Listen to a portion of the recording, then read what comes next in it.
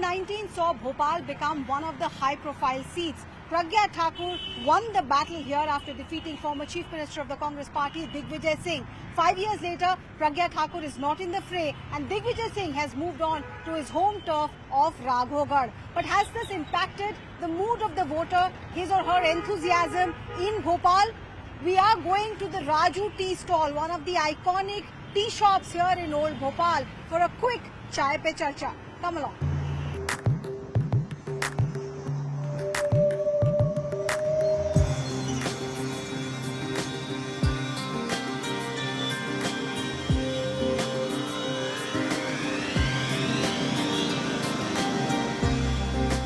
Raju Tea Stall is one of those famous joints here in Bhopal. What better way to understand the political mood than to come here? आप ये दुकान बहुत सालों से चला रहे हैं. इस दुकान की खासियत कुछ बताइए, कब से चल रही है? ये 1987 से बाबा ने शुरुआत करी है शॉप की. जब से अभी तक आपकी सेवा में हम लोग लगे हुए हैं बराबर. आपसे ब्रेड पकौड़ा मांग रहे हैं, आप दीजिए. तब तक मैं इनसे पूछती हूँ क्या खास बात है इस दुकान में? अरे इनकी बहुत काबिलियत है. बहुत अच्छा है यहाँ, सबसे अच्छा. हम सीहोर से आए. कब कितने पुराने ग्राहक हैं? 20 साल से आते हैं यहाँ पे. अच्छा, अब आप रहने वाले यहीं के हैं? सीहोर जिला सीहोर से आते हैं आप? अरे बाप रे. तो इस बार यहाँ में चाय पे चर्चा क्या चल रही है? चुनावी माहौल में चाय पर क्या चर्चा चल रही है मध्य प्रदेश में? अब ये तो भोपाल है. भोपाल में तो हिंदूवाद है. हिंदूवाद तो चल रहा है और क्या. तो भोपाल में इस बार 29 पार है. सारी टिकट नहीं, ऐसा नहीं है. 10 सीट कांग्रेस को मिलेगी इस बार. इस बार मध्य प्रदेश के चुनावी रंग के बारे में भी हम लोगों से बात कर रहे हैं. नया मुख्यमंत्री बना है मध्य प्रदेश में. कैसा लग रहा है मध्य प्रदेश के लोगों को नए मुख्यमंत्री के तौर पर? ठीक है, जैसा पहले था वैसे ही. कोई ऐसा परिवर्तन नहीं है. परिवर्तन नहीं? हाँ, कोई ऐसा परिवर्तन नहीं है. आपने कहा आपने यहाँ पे बड़े बड़े नेताओं को साथ उठते बैठते देखा है. एक वक्त था जब आपने सिंधिया साहब को कमलनाथ के साथ भी देखा होगा यहाँ पे. वो क्या नजारा था? बहुत अनएक्सपेक्टेड था वो. मुझे लगा नहीं था यहाँ से उनकी रैली का निकलना था. बट मुझे लगा कि शायद वो यहाँ से निकल जाएंगे, मगर उन्होंने अपनी रैली रुकवाई और उतर के आए और मेरे सामने जहाँ आप लोग खड़े हो यहाँ पर काउंटर पे आके वो लोग खड़े हुए और मुझसे कहा चाय पिलवाइए. तो फिर मुझे एकदम बिलीव नहीं हुआ कि एकदम ये साक्षात मेरे साथ जिसके स्वागत में पूरा भोपाल सजा हुआ है वो आदमी खुद स्वयं मेरे सामने आके खड़ा हो गया. कांग्रेस की टीम साथ थी पर अब बिखर गई है, तो चुनाव में उसका असर कितना होगा आपके हिसाब से? अब वो तो देखना पड़ेगा. अब चुनाव में जनता का क्या है इस बार. जनता किसको अपना आशीर्वाद देती है, किसको सर पे बिठाती है. और आपको लगता है पर्सनली, क्योंकि यहाँ तो बात ये भी चल रही है कि कमलनाथ भी कमल को अपना लेंगे. अब ये तो उनका अंदरूनी मामला है. इसमें आप आम जनता क्या राय दे सकती है आप बताइए. अब उनको जो बेटर लग रहा होगा. अच्छा, ये बता दीजिए मुझे इससे पहले कि मैं आपको फ्री करूं, आपकी चाय में ऐसी क्या खास बात है कि लोग 20-20 किलोमीटर दूर से यहाँ आ रहे हैं? क्या है कोई स्पेशल इंग्रेडिएंट है जिसपे चाय पे चर्चा चल रही है? चाय तो ऐसी चीज है उसमें आप ज्यादा कुछ मिलावट कर नहीं सकते, मगर हर सबका एक तरीका होता है.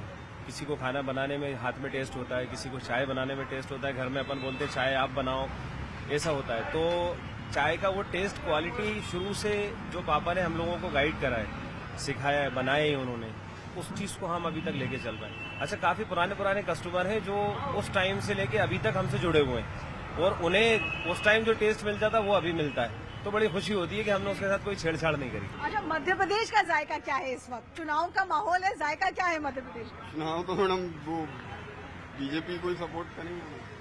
आपको अच्छी लगी? 2 दशक से 20 साल से उनकी सरकार है, आपका काम हुआ, आपको क्यों ये सरकार के प्रति आप नहीं मैम, सरकार काम भी कर रही है और सब चीजों में आगे है. इस बार कह रहे हैं आपकी बार 29 पार, मतलब पूरा मध्य प्रदेश कमल के रंग से रंग जाएगा. हाँ, अगर कमलनाथ जी नहीं जीते तो 29 के 29 आ जाएंगे. आपको ऐसा लगता है? मैडम, लाडली बहना योजना बहुत बात चलती है मध्य प्रदेश में. आप लोगों को भी लगता है कि योजना अच्छी है? अभी तो है. आपको इस सरकार से कुछ कहना है? आपके एक नए मुख्यमंत्री आए हैं, मामा जी अब नहीं है, अब एक नए मुख्यमंत्री है मोहन यादव. नाम तो सुना होगा? हाँ, सुना है. हाँ. फोटो भी देखा है? जी. हाँ, तो आपको लगता है कि उनका शासनकाल अच्छा चल रहा है? हाँ, अभी तो ठीक है. अब आगे चल के और नई सरकारी योजनाएं जैसे निकालेंगे उस हिसाब से. यहाँ चाय पे चर्चा किस तरह की होती है अपने दोस्तों यारों के साथ? राजनीतिक चर्चा? राजनीतिक चर्चा होती है और एंजॉय करते हैं हम लोग. तो भोपाल के लोग क्या राजनीति में क्या कह रहे हैं इस वक्त? जो चल रहा है बहुत बढ़िया चल रहा है. इससे अच्छा और कुछ हो नहीं सकता. इससे ज्यादा मैं कुछ कह नहीं पाऊंगा. जो चल रहा है बढ़िया चल रहा है. यहाँ पिछले चुनाव में जब लोकसभा का चुनाव हुआ था, साध्वी प्रज्ञा ठाकुर को भोपाल ने चुनकर भेजा था. जी. उनके खिलाफ दिग्विजय सिंह थे, वो भी इस बार भोपाल में खड़े नहीं हो रहे हैं। तो भोपाल का राजनीतिक माहौल कैसा है? आप चाहते हैं कि दोनों वापस आए या नए चेहरे से आप खुश हैं? नए चेहरे से भी हम खुश हैं। पूरा बीजेपी मय माहौल है वैसे तो यहाँ पे। और मतलब मुझे जो आपकी पुरानी सांसद थी प्रज्ञा ठाकुर, उन्होंने क्या क्या किया भोपाल के? भोपाल में विकास तो हुआ है, काफी सारी नई कॉलोनीज हुई हैं, रोजगार के काफी सारे निर्माण हुआ है, काफी सारी कंपनीज आ रही हैं यहाँ पे। तो विकास से तो मुझे लगता है भोपाल की जनता संतुष्ट होगी, पर there is always scope for improvement. या what is that one thing that you want to be improved from your expectation from the new employment I mean the new opportunity the industry should come. So I mean more and more I mean corporate should come. So मुझे ऐसा लगता है कि किसी भी corporate को आने के लिए या किसी भी इंडस्ट्रीज को आने के लिए यहाँ पे इंफ्रास्ट्रक्चर का डेवलपमेंट और ज्यादा जरूरी है। और ज्यादा अच्छे स्कूल की जरूरत है। आपका ट्रांसपोर्टेशन में सुधार की जरूरत है, बिकॉज कोई भी आएगा तो उसको ट्रांसपोर्टेशन या फिर जो बेसिक कम्युनिटीज हैं वो अच्छी मिलना चाहिए, तो वो लोग भी आ सकते हैं।